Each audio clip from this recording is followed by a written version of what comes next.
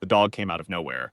One moment, I was standing under the Harmon Street shelter, with a rolled tube of drawings under my arm and my umbrella, open against the Tuesday rain, and the next 40 pounds of soaking retriever mix bolted under the overhang and shot between my legs. The leash, 6 feet of thin nylon, went taut around my umbrella handle, bounced off my shin, and caught the handle of the woman's briefcase beside me in one catastrophic loop. She said, "Oh," not loudly, not dramatically, just "oh."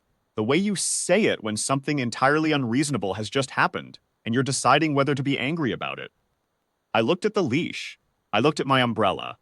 I looked at the dog, who was now sitting between us with the expression of someone who had solved a difficult problem.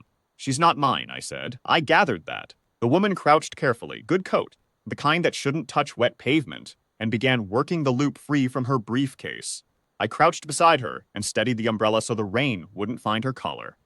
It took us about 45 seconds, which is a long time to be crouched beside a stranger on a wet sidewalk. She stood.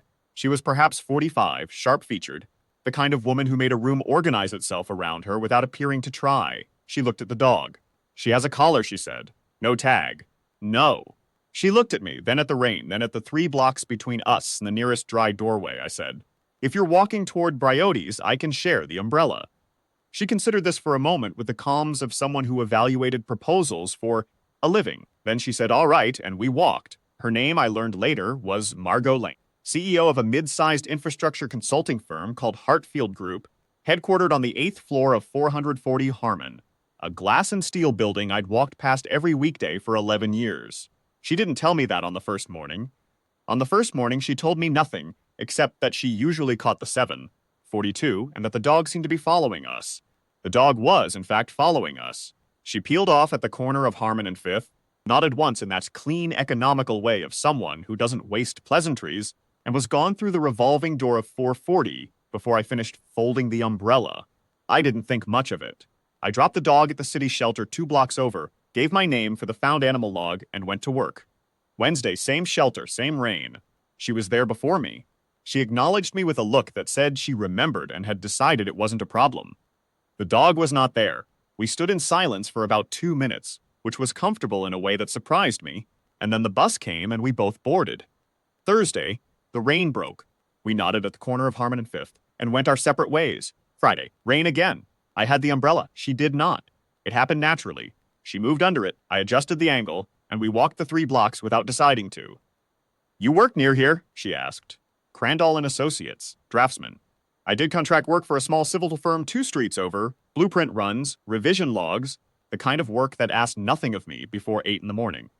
After my wife, Claire, died 11 years ago, I'd stepped back from full practice. Nell was 1, and she needed a father more than the city, needed another structural engineer on deadline. The contract work paid the bills and let me be home by 3. Margot nodded, as though draftsman was a complete answer, which I appreciated. "Hartfield Group," she said in the same tone. 440 Harmon. I knew 440 Harmon the way a man knows something he built with his hands. The loaded, bearing math still lived in my bones, the solution to the east wall transfer problem that had kept the original design team up for 6 weeks. I'd worked that building in my early 30s, junior partner on the structural team, the one who finally cracked the cantilever distribution that let the lobby ceiling open the way it did. I didn't mention it. It was old work. It was a long time ago. "Good building," I said. She glanced at me with something that might have been mild surprise. Most people don't say that about an office building. "The lobby ceiling," I said. "Whoever solved that problem, it's a clean piece of engineering." She looked at me another second, then looked ahead at the rain. We reached the corner of Harmon and Fifth. She peeled off without ceremony, and that was Friday. The next Tuesday, she brought coffee. 2 cups, handed one over without asking how I took it, and got it exactly right.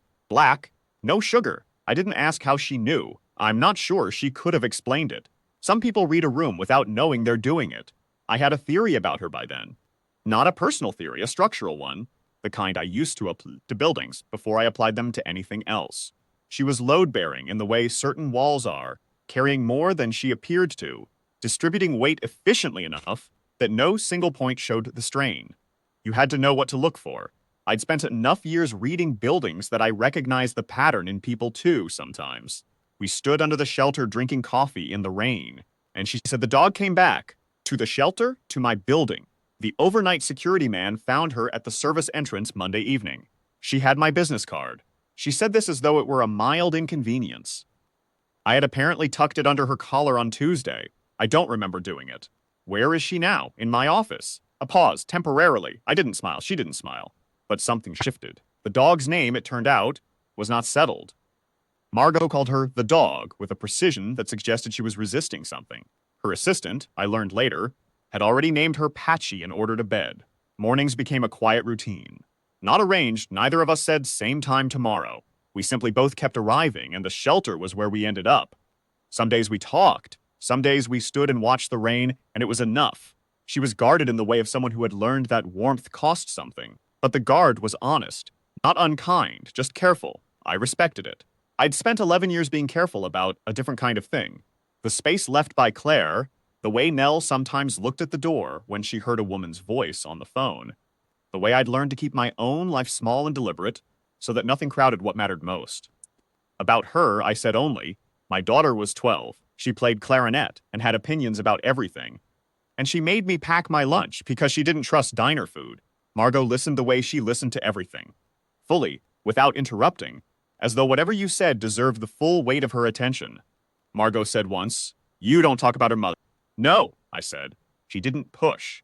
That was the moment I understood she was someone I could trust with quiet. 3 weeks in, a Thursday, the rain came early and hard and the bus was delayed 20 minutes. We walked to Briotti's on the corner, her suggestion, which surprised me, and took the small table by the window. I set my sketchbook on the table between us, while I looked for my transit card in my jacket, and when I looked up, she was looking at it, not glancing, looking. The page it had fallen to was one I'd been working from memory the night before. A rough structural section, a cantilever load distribution, the kind of work my hands did on their own when I was thinking through a problem.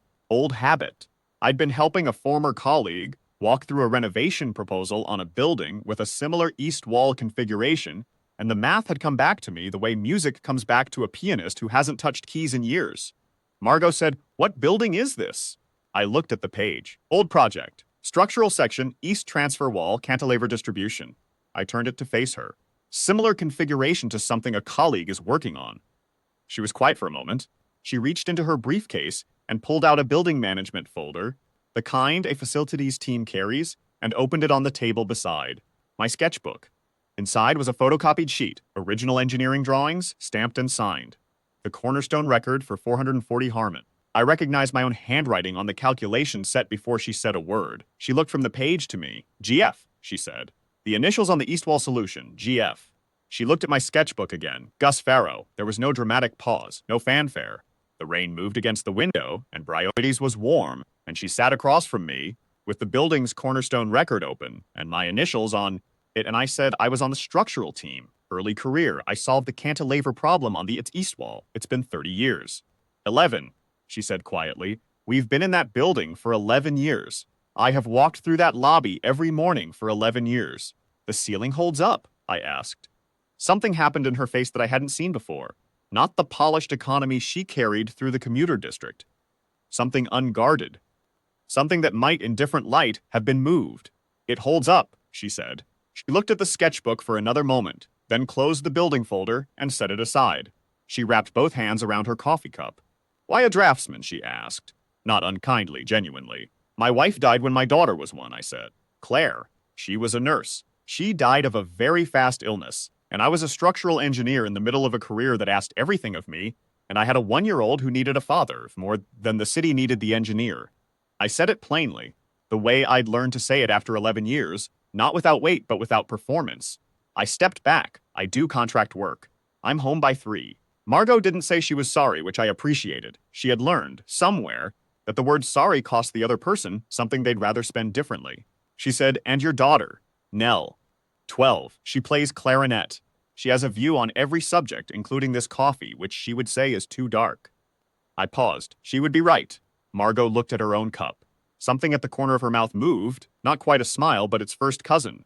The bus came. We paid, walked to the stop in the rain under my umbrella without discussing it, and rode in the same comfortable quiet as always. At 440 Harmon, she stood and straightened her coat. "Tomorrow," she said, as though confirming a meeting. "Tomorrow," I said. That was how it started, or rather, how it continued. Because something had been starting for 3 weeks already, one quiet morning at a time. without either of us deciding to let it. I walked on to Crandall and Associates with the wet umbrella under my arm, and the sketchbook tucked against my side. And as I thought about the east wall of 440 Harmon, how I'd sat in a rented room with a drawing board, and Claire asleep in the next room, 29 years old, working through the transfer load problem by lamplight, until the solution opened up clean and whole and right. How I'd never walked through that lobby without knowing where the weight went. Some things you build stay standing without you. The best ones do. That evening, Nell asked me how my day was, the way she asked for evening. Patient, specific, waiting for the real answer rather than the easy one. I told her about the sketchbook, and the cornerstone drawings, and the woman who had walked through the lobby I'd solved for 11 years without knowing. Nell said, "Does she know about Mom?" A little. She thought about this the way she thought about everything, carefully, from the inside out. "Is she the kind of person?" Nell said, "who brings coffee when she doesn't have to?" I said, "Yes." Nell nodded once, the way she did when something had been decided that she'd been deciding for a while. "Okay," she said, and went back to her clarinet without another word, which was her way of saying the subject was settled. The next morning was clear, which almost surprised me. I didn't need the umbrella. I walked to Harmon Street anyway, and she was at the shelter, Patchy on a leash beside her, small and scrappy and apparently permanent.